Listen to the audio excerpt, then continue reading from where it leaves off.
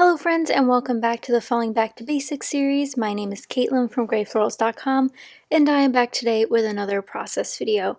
Today we're doing a 3-photo layout for the go-to design of grid design. Now this is the last one in the go-to design series and I really hope you guys enjoyed it. I know it was short but sweet. We went over 4 go-to designs, so if you have not seen all of those and the examples, check out the playlist link down below that has all of them in it, and you can jump around if you only missed a couple, but I don't want you to miss out. Today I'm still working with my October How to Kill a Kit with Style kit. If you haven't seen that, that'll be included in the October 2019 How to Kill a Kit with Style playlist, also linked down below. So here I'm playing around with some different papers. The main paper here is this 12 by 12 Heidi Swap piece. Beautiful checkerboard. I think this is not considered buffalo plaid. There's so many different patterns. I think this is just a regular checkered pattern and it's pink and white. And then I also have a script pattern paper, which is from Pink Fresh Studio, but I don't think I end up using it, although I really thought I was going to.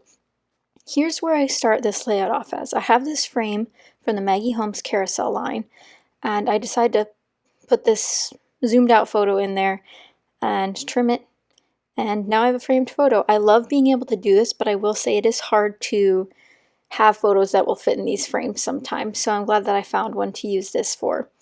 Now, as you guys know, if you watched my grid layout share video, you'll know that this design is up for interpretation. Grids tend to have either vertical columns or horizontal rows that dictate, some sort of grid pattern.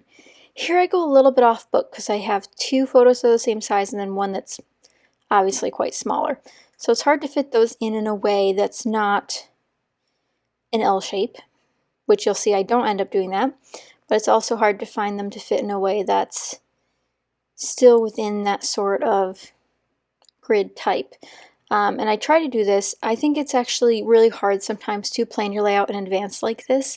I think to go in with intentions of a grid layout can be great, but sometimes it's really, really hard to pull off what you're looking for. So I'm going to start trimming down my photos because I pulled out this 6x8 paper with these floral doodles on it, and since these are 4x6 photos, they won't fit if I don't trim them down to be a mat on this. So I trim them down so they fit. I wish I could have trimmed it down a little bit more, but I wanted them to be the same size because for grids, again, you tend to want to have a similar size between your elements. But again, I showed you some examples that didn't have that, so totally up for interpretation still.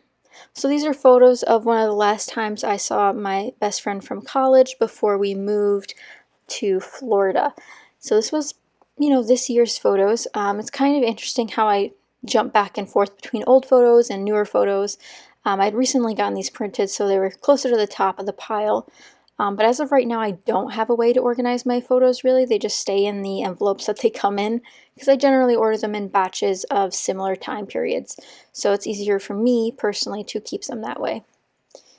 Since I know I want to keep this a grid layout, I've already started to think that maybe these embellishments could work as part of my grid, or maybe I could use that bingo card, those smaller like pocket page style pieces that Maggie Holmes included in the carousel line.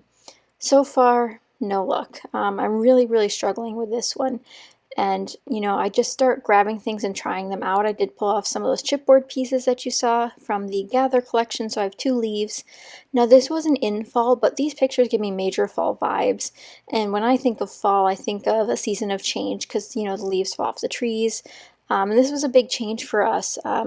Obviously, I had lived in New York the whole time I've known her, pretty much, so even living in Maryland, we even got to see each other a few times, so there's a lot going on in this photo, and there's a lot to journal about, especially since now we live thousands of miles away versus, it was a little bit closer last time, so it's interesting to think about what I'm going to write about because I've yet to journal on these pages.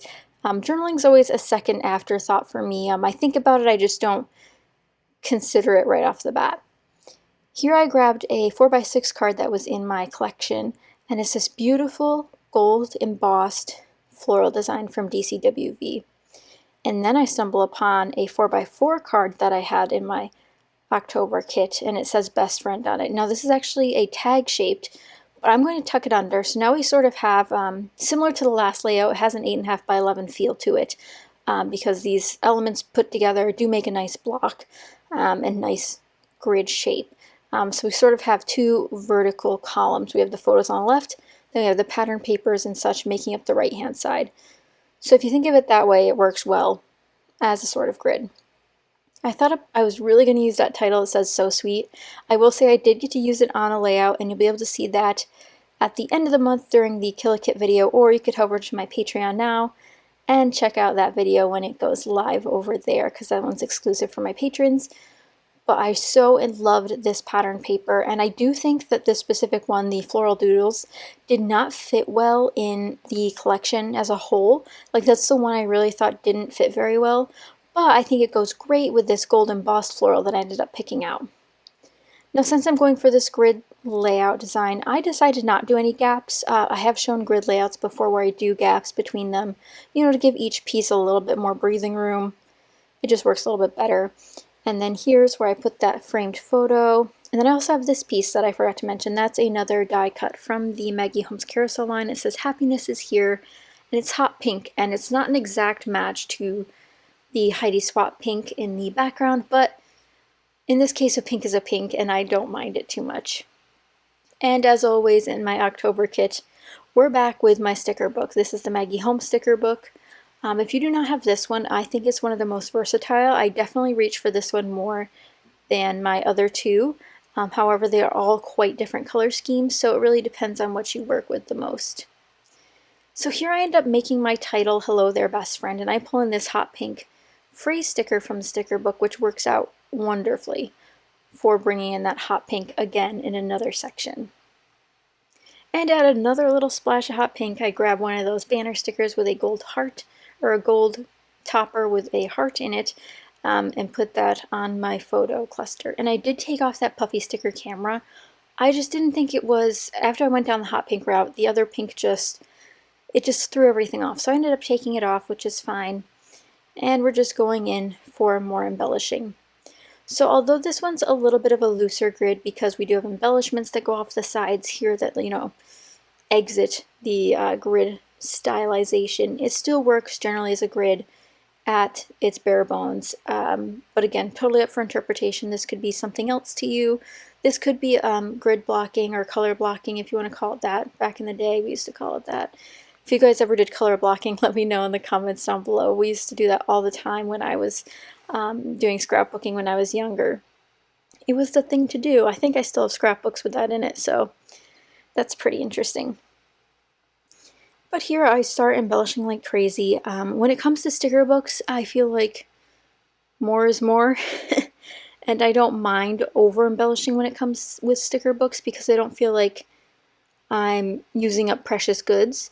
While I do think these are gorgeous sticker books, I feel like there's always another page that has something equivalently great on it. So I don't mind pulling out the things that I really, really love and putting them on a page as soon as I see them. Like this XOXO, really delicate, really pretty. I have to like carefully pop out the insides of the O's to make sure that they're safely taken out without ripping the rest of it. And that's perfect to add another splash of gold like there is on that pattern paper.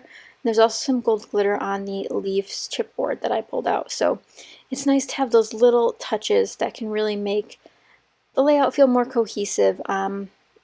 The metallics are a great way to do that too. If you guys haven't worked with metallics very much, or you have but you feel like you haven't incorporated them well, a great way to do that is to pick one metallic, so gold, silver, rose gold, copper, you know, pick one to work with, and then add splashes of it around your page in a few spots. I think that will help you feel like it's more balanced, but it still lets the, you know, the gold or whatever color you pick shine.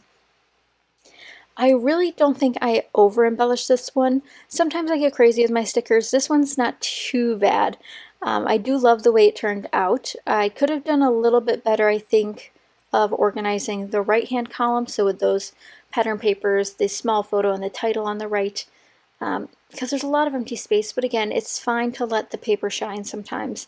And I know I don't use craft on its own very often, you know, just a splash here or there. I usually use it as a prominent piece. So this was a bit different for me in that sense as well, because I don't normally just have craft in one spot, although I do think for this one, the craft was just a vehicle for the gold on this layout. The craft was not the star of the show, if you will. I finally got to use a couple of these phrase stickers on here that are great, but they're in a light gray tone and not a white, so I find them harder to use than some of the other sets in this sticker book, so it was really, really great to use a couple of those on this layout. And I think they say grateful for you or thankful for you, things like that. And I do go back after the video's over and add extra adhesive under them. I find that the phrase stickers, no matter where they're from, tend to peel up after a little bit. And I don't know if it's because, you know, I move my layouts around a lot, but it could be. But I do tend to add extra adhesive under them after the video's over, just so I don't have to waste your time about watching these. Here I found these old gold glitter enamel dots in my stash. I believe these might be Hobby Lobby brand, so the Paper Studio, but I add quite a few of those around the page again, just to add a little bit more glitz and gold, because why not? And that really finishes it up. So I'm going to show you some close-ups here. This layout again is very, very similar to the last grid layout I showed you, and I apologize that they're so similar, but when you have certain photos you want to scrapbook, you don't want to wait around to try to show you guys a technique, even though it's hard to plan a layout in advance. But I made this one work, and I hope you guys did enjoy it. If you did, be sure to give this a thumbs up and subscribe, and let me know what you thought of it in the comments down below. But I will see you guys again soon with another great video for the Falling Back to Basics series. Thanks for watching, guys. Bye!